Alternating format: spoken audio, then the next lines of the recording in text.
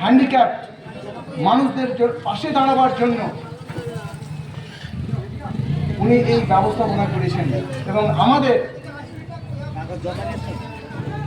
সকলেরই এই অনুষ্ঠানকে এই পরিষেবার পাশে থাকার জন্য আহ্বান জানাচ্ছি। আপনারা প্রত্যেকেই সাহেব মোল্লা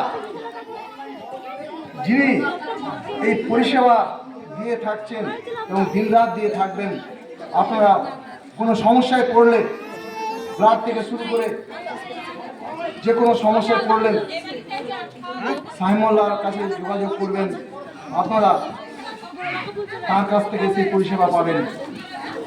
এবং আমাদের সংগঠন এনজিও যারা নেতৃস্থানীয় এখানে এসছেন তাদেরকেও সর্বদা পাবেন। আমাদের নেতৃস্থানীয় যারা এনজিও